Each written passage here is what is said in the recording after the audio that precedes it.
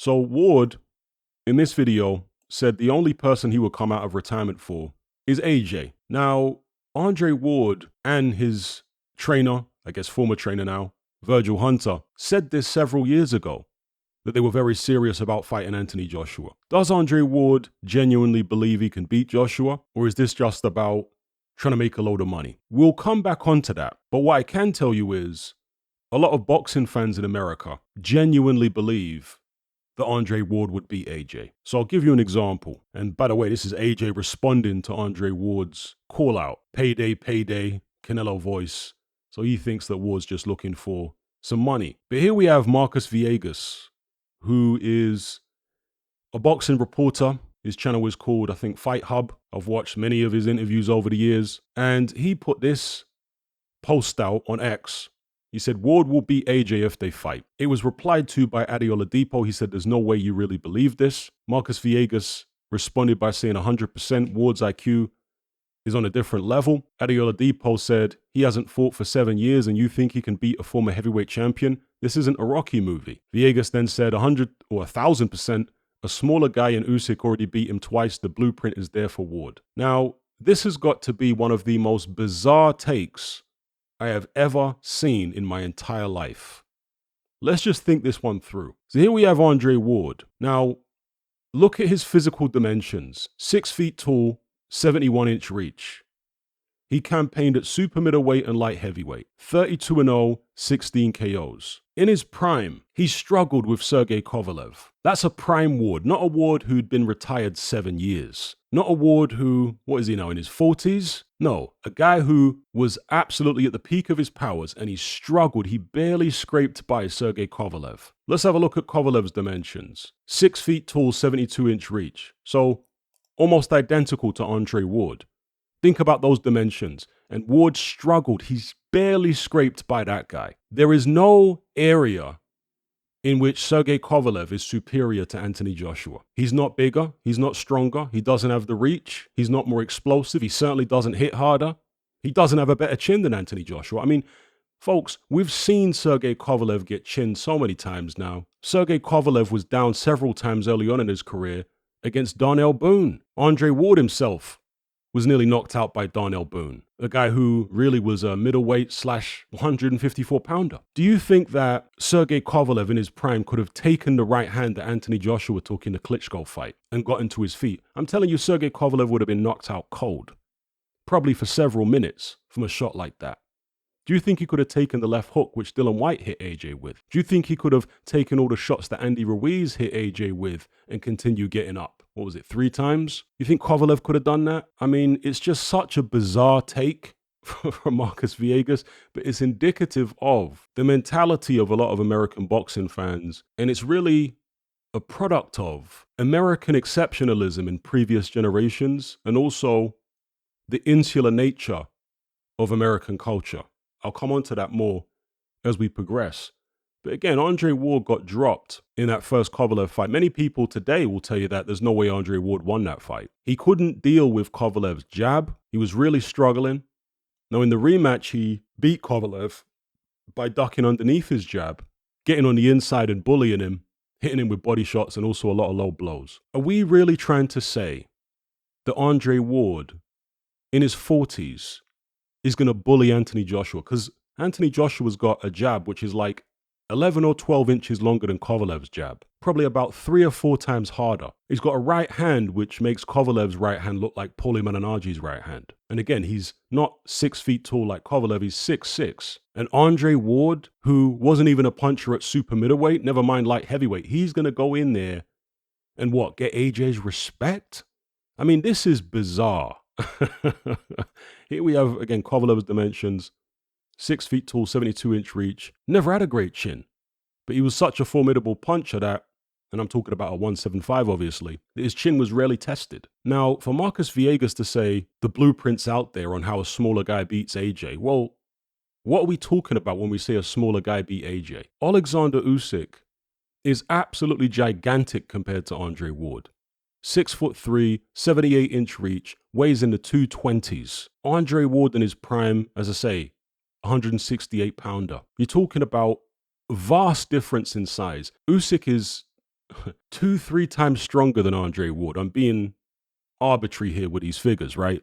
But he's massively stronger than Andre Ward physically. He's got enough reach and enough height to be able to box with someone like AJ on the outside. And even then, you look at the end of particularly the first fight, Usyk's face was marked up. Usyk, unlike Andre Ward, has never been down officially in a professional contest. And even unofficially, he hasn't been down from a headshot. He's got a great chin. Andre Ward was nearly knocked out by Darnell Boone, basically a middleweight/light middleweight journeyman. This is so bizarre, people. I'm telling you. So here we have Anthony Joshua's dimensions. Compare them to Kovalev, who gave Andre Ward all he could handle. 6'6", 82-inch reach, 250 pounds, there or thereabouts. And there's Kovalev, 6 feet tall. So, I mean, there is not one area where Sergey Kovalev is superior to Anthony Joshua. I'm telling you. So why do we have this totally bizarre take from Marcus Villegas? I'm not just picking on Marcus Villegas here. This is a commonly held viewpoint in the United States. Why? Well, because there's a thing called American exceptionalism. There was a time when the United States was at the forefront of everything. Technology, military capabilities, standard of living, you name it, right the way across the line. America was leading the world in these areas. And from that came a superiority complex. And of course, it was the same in boxing. When I was growing up in the 1980s and the 1990s, America was the epicenter of boxing. They had all the best fighters. I mean, very few of the top fighters were not from the United States. Very few. Okay? But this strange thing has happened now. And it's because America is an insular culture. Insular means that you don't pay much attention to what's going on outside. So, for example, most people outside of America know far more about America than America knows about them. Yeah. British people know far more about America and American culture than Americans know about Britain, generally speaking. Obviously, there are exceptions, but generally that's how it is. Most Americans, average citizens, boxing fans, whoever, they are inward facing. And this has led to a lot of Americans, I'm not saying all Americans, but a lot of Americans losing touch with the fact that they do not have the same position in the world as a nation as they did 30, 40, 50 years ago. They still are living in this time warp from the 1980s and 1990s.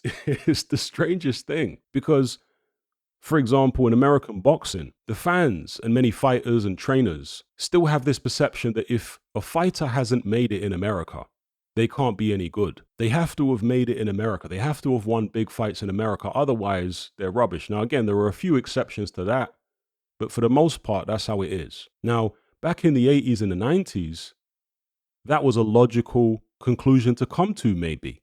Because again, America was the epicenter of boxing. It's where the vast majority of the best fighters were based or were actually from in terms of citizenship. But that hasn't been the case, particularly in the heavyweight division since the end of the 90s. Americans have been, I'm talking about American fighters, they've barely been at the table when it comes to heavyweight boxing. And in many of the other divisions as well. Not all of the divisions, but many of the other divisions which they used to dominate, they no longer do. I mean, look at the middleweight division. Americans dominated that division for decades. Where are they at now? Do you know what I mean? The light heavyweight division, they dominated that division for decades. Where are they at now? So the world has moved on. Boxing has moved on. But the mentality of a lot of Americans hasn't caught up, hasn't kept up with the changes in the world. And so you have a guy like Anthony Joshua who fought in America once and got beaten up and stopped by Andy Ruiz. Hasn't fought in America again since. And obviously right around that time, there was all this propaganda about Deontay Wilder, which many people still bizarrely believe today, whereby AJ was ducking Wilder despite the fact that he made Deontay Wilder.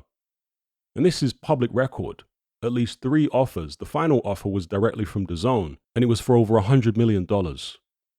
And Wilder turned it down. Yet somehow, this narrative that AJ was ducking him persisted.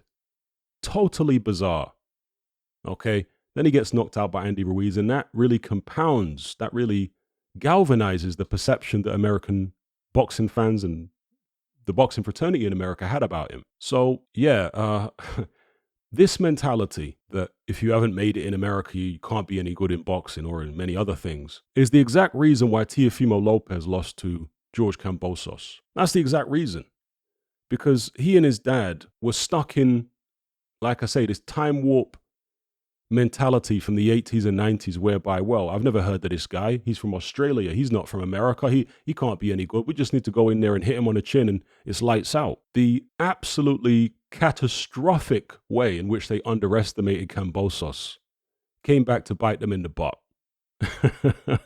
And this has been seen with American fighters time and time again in recent decades. So this is why a Marcus Villegas can come out and say something so bizarre as an Andre Ward coming out of a 7-year retirement, who's a super middleweight naturally, who wasn't even a puncher in that weight class, who struggled in his prime with Sergey Kovalev, who isn't better than Anthony Joshua. Even this current version of Anthony Joshua isn't better than even this current version of Anthony Joshua in any department. But somehow Ward is going to come off the couch after 7 years and beat 8. I mean, this is so weird.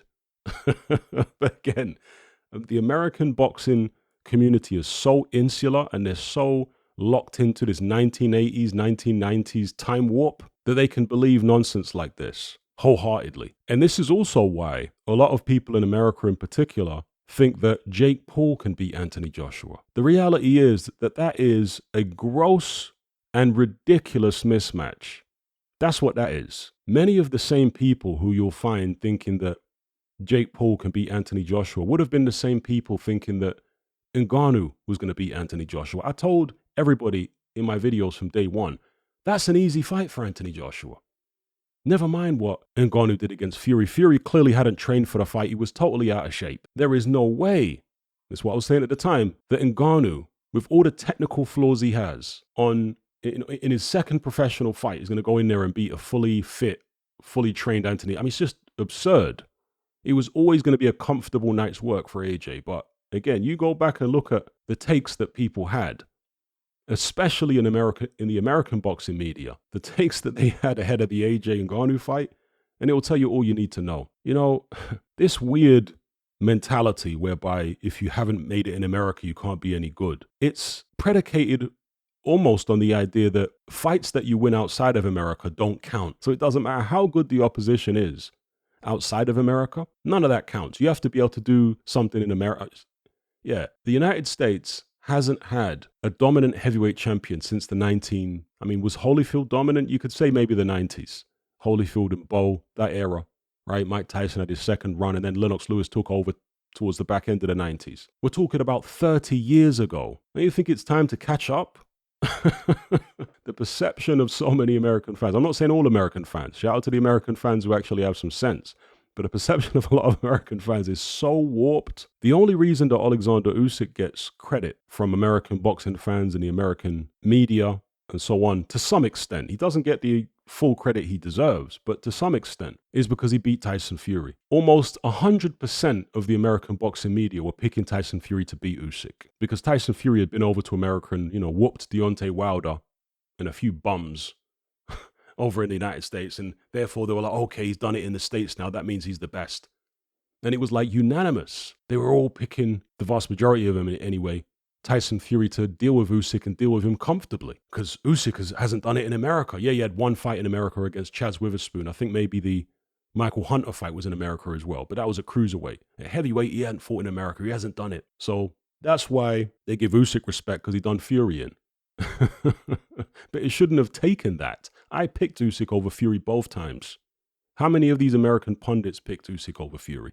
Both times. How much of the American boxing public picked Usyk over Fury both times? So, yeah, it's a warped perception. Again, shout out to the American boxing fans who actually have sense. But it seems that the majority of them are stuck in some kind of 1980s, 1990s time warp. And they don't realize that you do not need to go to America to prove yourself to be a top fighter. In fact, it's the inverse now. If you're going to prove yourself to be a top American heavyweight, you need to fight outside of America. How about that? You need to fight in the UK. You need to fight in Europe somewhere to prove that you're a top a top world-class heavyweight. The game's changed. America doesn't have the same position in the boxing world. It doesn't have the same position culturally and geopolitically. Look how many countries around the world are dropping the American dollar as a currency for trade, especially oil. There's an avalanche of countries now dropping the American dollar. And incidentally, even though there's loads of people who think that Jake Paul can beat Anthony Joshua, Andre Ward isn't one of them.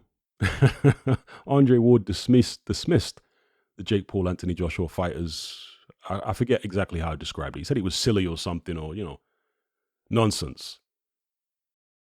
And before I go, make sure you check out my Moses Itauma Dylan White film study on Patreon. It's 1 hour of me going through actual footage from both of their fights and pointing out various technical flaws and proficiencies in both men. Will this be liftoff for Moses Itauma, or will the young contender be exposed as another pretender by the old warhorse Dylan White? This film study may persuade you one way or the other. Also, check out this other recent film study I've done, Alexander Usyk, Signs of Decline, where I go through footage of some of his fights, including his most recent win over Daniel Dubois, and point out what I believe to be indications of Father Time catching up with him. As counterintuitive as that might sound to some, given the fact he stopped Dubois quicker in the rematch than he did in the first fight, but there are reasons for that, which I go into. So make sure you check these videos out. You can access them along with previous film studies I've done and hundreds of hours of other exclusive boxing content on my Patreon page via the boxing tier, the Boxing Brotherhood. There's no contract, no commitment. You can cancel at any time. It's cheaper than a cup of coffee. You know the routine by now.